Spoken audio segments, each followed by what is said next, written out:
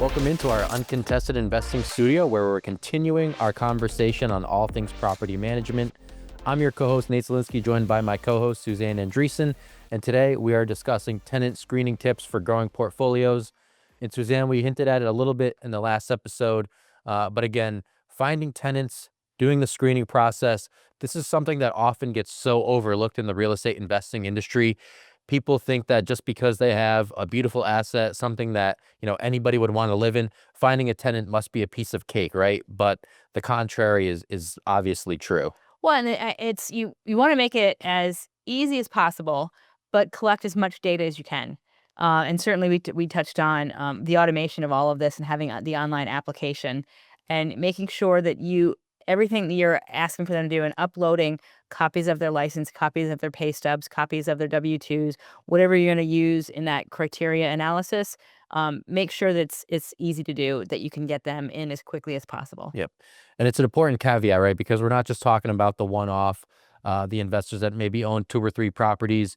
Finding a tenant doesn't have to be as streamlined, doesn't have to be as organized when it's just a few properties. But if you're really into scaling, you're looking to get your property numbers into 15, 20, maybe even 50 plus, having something every time that's reliable, dependent, repeatable, and convenient, not only for you, but for the user and the eventual tenant, is paramount for the investor.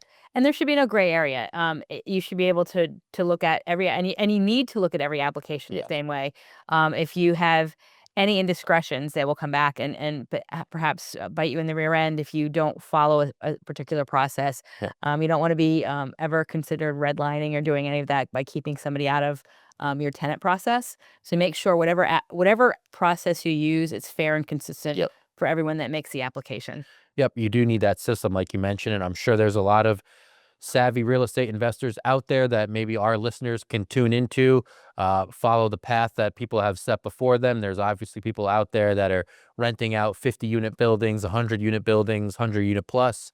And those are the systems that you want to follow, right? Those are the people that you want to tap into, ask for advice. What worked for you? What growing pains did you find? Stuff like that can really weed out and create the perfect system for a real estate investor. Because if you're looking at a duplex, right, and you have one tenant that's a headache and one tenant that is so easy to deal with, that's a little bit manageable, right? They're only affecting maybe 1 or 2 other people, maybe 4 people at most, if it's a family. But if you have 2 or 3 bad tenants in a 30-unit apartment building, that becomes much more widespread.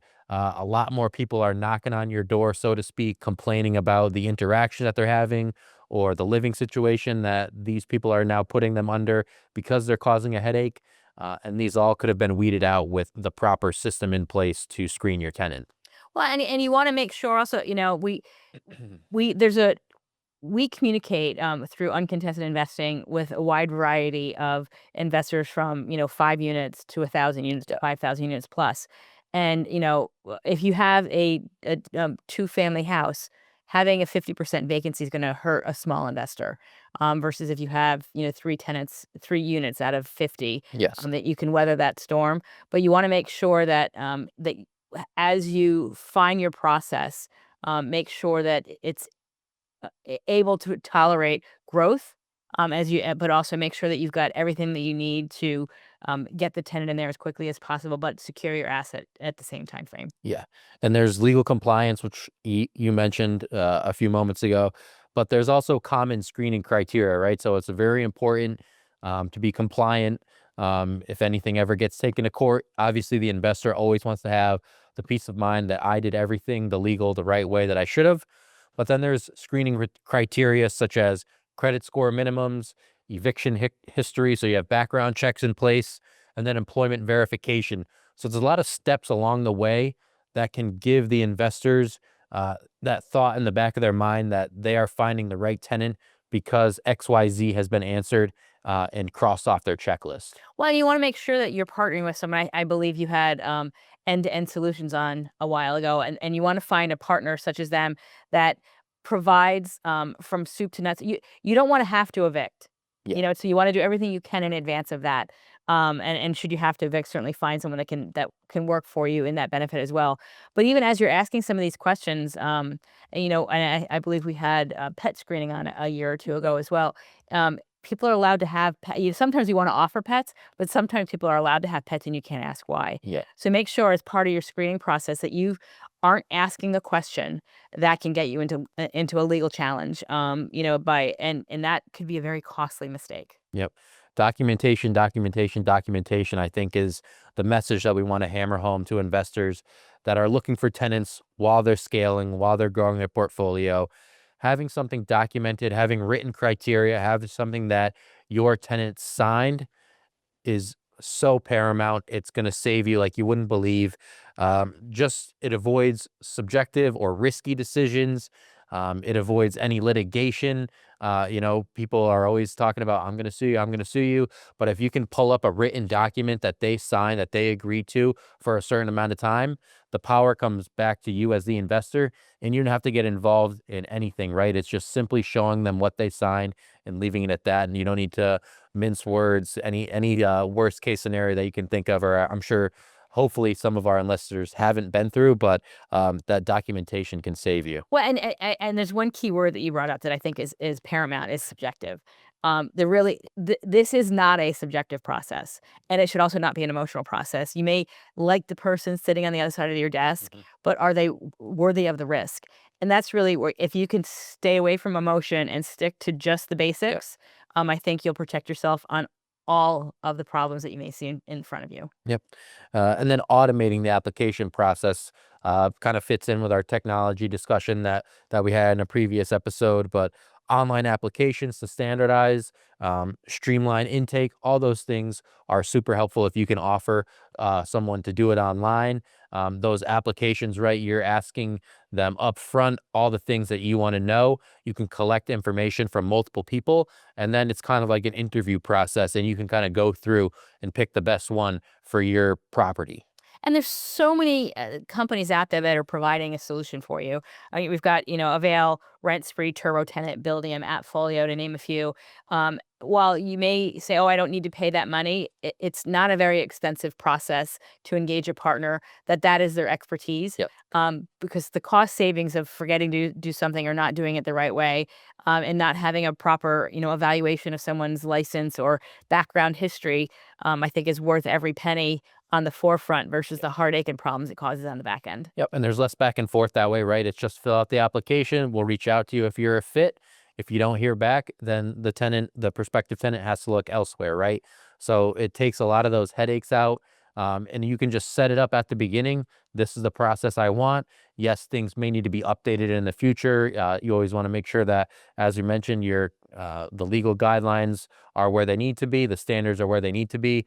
But it's kind of that set it and forget it application process where people can now take it upon themselves. And even filling out an application process weeds out some tenants that you might not want. If people see that they need to fill out 10 to 15 things, provide this information, they're like, okay, this place isn't for me. And you've weeded out people that you don't even want without even knowing it. Well, and there's, and if you're in multiple markets, probably the biggest piece of advice I would give you, again, if you're going to, is, choosing company like end-to-end solutions, but understanding that there are different ordinances in different towns, and then different states have different ordinances. So make sure that wherever you have your portfolio, and if you're in different markets, make sure you fully understand what each town ordinance says against your rental process, because there's many, many differences, even by state and county, that you need to pay attention to. Yeah, due diligence is something we talk about a lot that we want from our investors and our listener base.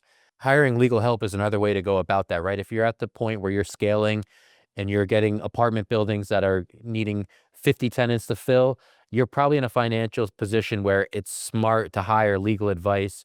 Make sure that they know about those ordinances, any red flags, any red tape, having someone that can go through that process for you so you can kind of be more full steam ahead and worry about finding those tenants can be super helpful for investors. And also at the same time frame, understanding what the cost of vacancy is. So if you want to get your rent to $2,500, that's your threshold that you think you can be very successful at. But having a $2,500 unit vacant for 2 months takes that down to like a $2,100 unit. So pay attention to, what the ebb and flow is of your income and how you can weather that, and make sure that the decisions you're making are for the long-term success, and also take care of the short-term analysis. Yep. And it was mentioned briefly earlier in the episode, but credit background and eviction checks, I think it's worth having its own topic of discussion on, what to look for as an investor, as a property owner that's looking to, have someone live in your property that you may have never met before. It can be a big leap of faith. I can see why investors might be a little nervous the first few times they go about finding that tenant for their property. But, you want to look for credit history, criminal records, prior evictions, or broken leases. These are all things that are red flags that you need to consider, right? That should be disqualifiers from having someone, maybe not so much the credit score, it's kind of patterns, right? Everybody can have that bad history in Or their if you're credit. starting out, Yeah, yeah, yeah, if they're just starting out, there's exactly. all kinds of. But if there's spikes in the credit score where it goes up and down, that's where you're starting to look at an untrustworthy tenant potentially. I mean, you think an eviction's a problem? I mean, come on. That's not saying anything about that. But I think but it is. You have to, and how far back do you want to go? Yep. Figure that out. Um, maybe they didn't have an eviction last year, Yep. but they had one 2 years ago. So you want to make sure that you really do. Yep. Don't just go back by 1 year. Yeah. Make sure you've got you've find their pattern as well as your pattern. And it's the same thing like we mentioned with the credit score, right? Maybe it was bad 8 years ago, but they've done the work to fix it, right? So there's red flags to consider. Maybe this is an optional, and then there's red flags where, okay, this person is immediately disqualified. So having that, obviously, as an investor, it may take some experience going through a few different tenants, a few different scenarios within your property to kind of go, where am I going to draw that line in the sand? But it's good to eventually find that and really stick to your grounds of this is something that I'm not willing to have a tenant with this type of background in my property. Well, and make sure that you, again, and we touched on a little bit from a legal perspective, but make sure whatever that criteria is, that you use it on everyone. Yes. Because if you have any treating anyone in different standards, you can get yourself in some legal issues. Exactly. And then verifying income and employment, always reach out to the employees of these tenants, check in with them, try to get character references if you can. I know some investors go above and beyond and seek those out. There's also pay stubs, W-2s. Those are kind of the more by the book ways to go about it, but you can go and seek out a letter from an employee and say, hey, this prospective tenant works for you. Can I get a character reference or any potential history that they have as an employee, good or bad? You can maybe even find that if you're willing to go the extra mile. If you want that peace of mind, maybe a borderline case too is worth going, hey, if this person's employer is going to give them a great character reference, then I'm okay with allowing them to live in my property. Well, make sure that they're able to accommodate that new BMW payment along with this new Yeah. rental payment. You tell someone when they buy a place, don't buy anything new until after you close. Yep. Make sure that you've got everything. You evaluated the whole picture. Yep. And make sure that they look that they can actually pay the payments. Yep. So I think we're at a good spot to take a quick break here. We've had a great conversation so far about tenant screening for growing portfolios. We're going to come back and talk about some great topics, avoiding fair housing violations, which I think we've mentioned before. That's right after the break. So stay tuned to this week's episode of Uncontested Investing. See you soon. REI Inc. is the premier monthly publication for real estate investors. Dive into a wealth of expert insight and strategies from industry leaders and gain valuable regional market insights, ensuring you always have the best information at your fingertips. Visit rei-ink.com to elevate your real estate investment game today. Welcome back to this week's episode of Uncontested Investing. Suzanne and I have been discussing tenant screening tips for growing portfolios. And Suzanne, avoiding fair housing violations, I think it's paramount for every investor to understand this, to comprehend this, to realize that something like this is out there and they could be in violation without even knowing it. Where do you want to start with this topic? Well, it's, understand what is usually, and really understand fair housing generically first, even before you talk about how it plays into your own local market. That will be a very expensive violation in court, and where you may have to allow them to stay there without paying rent for a a long time, and that's something you can't afford. So I think you need to make sure that you stay in front of that, understand really what the rules are in fair housing, the questions you can and cannot ask, and stick to that. It's imperative that you don't flounder at all in this area. And as we talk about specifically tenant screening for growing portfolios, that lends itself to investors that have multiple people working for them. If you're at this point and you're trying to do it all by yourself, that can be your first mistake, but not training every team member to be up to the standards that you are.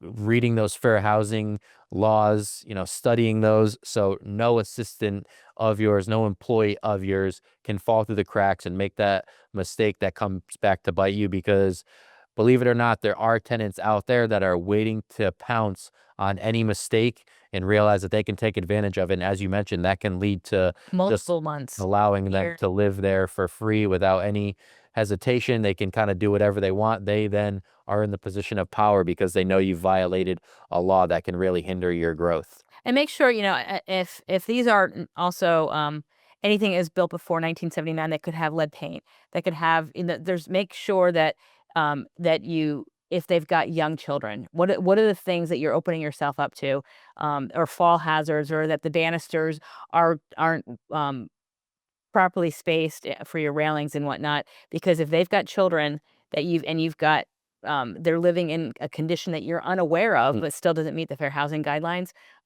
that could be a very, very costly issue for you as well. And I think the last and most key thing is document every screening decision that you make. If you're going about it the right way, as an investor, as a property owner, you should have nothing to worry about, right? Every decision goes through the same system. There's the same set of criteria for everyone, and it can really be that straightforward, right? It's either a yes or no based on the criteria I have in place. Document that and keep that for your records moving forward. It can prevent you from falling into any legal action, legal lawsuit, because you have that criteria and you have that history to rely on. And don't let emotion cloud your judgment. You could someone can people are really good at giving a sob story. Yep. Don't fall for it. Yep. Because it's just, I really, really need this place.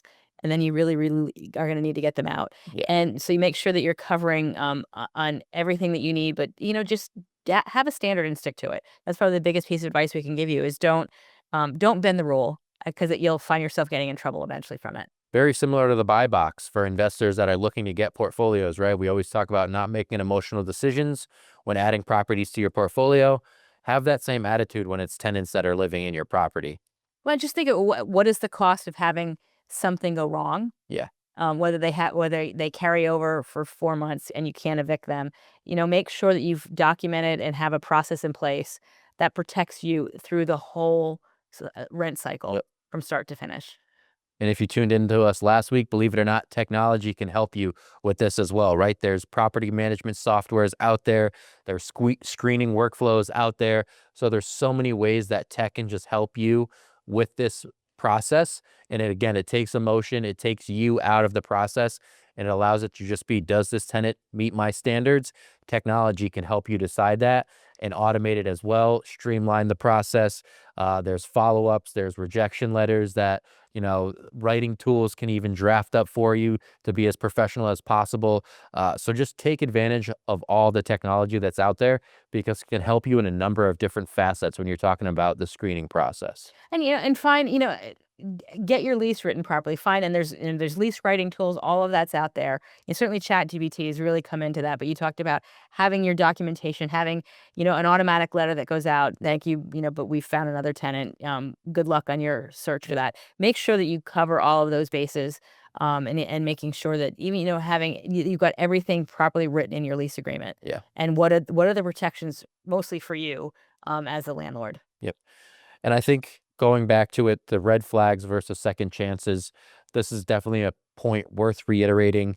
But for investors out there, right, you have the opportunity to change someone's life. So I think sometimes with technology and everything out there that can help you make these decisions much easier, there are second chances that are out there that are worth taking on. Maybe if it's a single family home where they're not going to be bothering neighbors, they're not going to be bothering other tenants.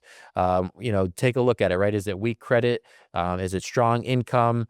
Are they in between jobs, but they have the bank account to substantiate a few months of rent?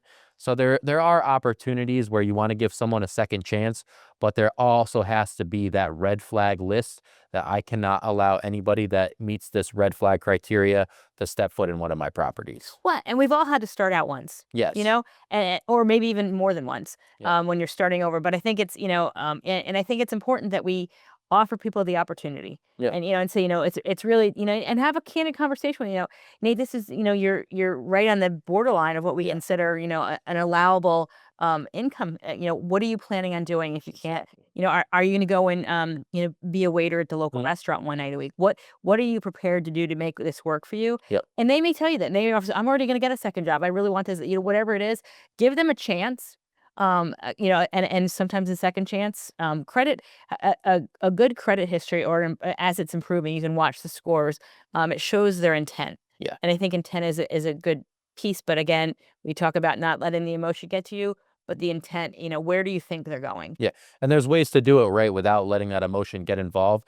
And I think going back to documentation, written standards, if you have somebody that's infringing on that minimum income, write that into the leasing agreement. If you don't have a second job within 3 months, I have the power to evict you from my property, right? If they sign that and they agree to that, and you have, the legal background, your legal assistant says everything checks out, that's something that you can go ahead and say, okay, if you're willing to put in the work and tell me about it up front and then show me the proof within a few weeks or a few months, you're more than welcome to stay here. So there are things like that that you can Or put in if you're, place. you've got a 50-unit apartment building, are you prepared to, do garbage pickup? What would you like to give back to me Yeah. as a commitment to allow you to stay here? What can so fine, there may be a tenant who really want you. They appear good on paper. What can you do, and how can you make it where it's a quid pro quo for both? Yep. Yep. And then I think to put a bow on the conversation, there's a lot of things that investors can do before the process, throughout the process, but a pre-screening checklist is always something that they're going to want to have. Those written documents, keep it standard throughout. Using chat bots or virtual assistants, have people helping you with this, right? If you're at the point where you're growing and expanding your portfolio, don't try to do this all alone. Don't manage this process by yourself. Teach other people the standards, teach other people your systems and your workflows. It can help so much. And then even the last thing that's out there that investors are starting to do is charge an application fee. Something like this, that's that application process, as we talked about, even if it's answering 10 to 15 questions, even if it's a small fee of $2 to $5, right? Right then and there, the first step, you're weeding out people that are not going to be good fits for you long term. And we've talked about this in the past. Become a member of some of your local chapters. You got the National Rental Home Council. You've got the Single Family Rental East and West with IMN. Those are great events for you to go do conferences, not only for you to learn about how people are doing their tenant screening, but also connect with some of the technology that's out there Yeah. and figure out, what's going to work for you. Have the conversation with, yes, their threshold is probably 100 units, but would you consider 27 to start? And be very candid with people. But I think there's definitely some opportunities in technology that's available to you that will help make you better at your job, let you focus on what you need to focus on growing the portfolio, or from that perspective. Don't take it all on where you have to be the property management person, you have to be the rent collector, you have Yeah. to be the maintenance person, because at some point in time, something's going to fall through the cracks and you don't want it to be the wrong Yeah. thing. Yep, that's a great point. Whether it's industry peers or technology solutions, there's so many ways that an investor can get help throughout this process because it is a tricky one. That's the reason we dedicated an entire episode to giving advice, giving solutions. It can get a lot of investors into hot water without them even knowing about it. So be sure to listen back to this episode, take your notes, talk to people in the industry that have gone through this before, and always be checking for that next tech solution that can help make your life 100 times easier. I think we're at a good spot with this conversation. What about you, Suzanne? For sure. And one thing that you can reach out to either REI Inc. magazine or RCN Capital and say, hey, who do you know in this arena?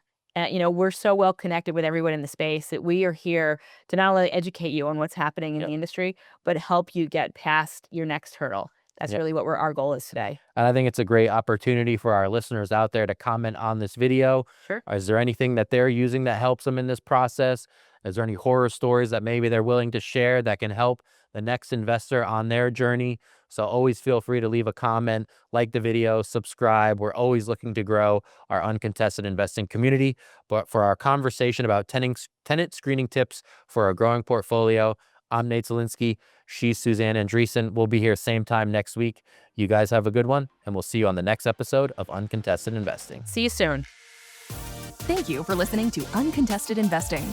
Questions about today's episode or the podcast? Email podcast@rcncapital.com and make sure to follow REI Inc. magazine on LinkedIn and Facebook, and RCN Capital on Instagram, LinkedIn, and Facebook. See you all next time.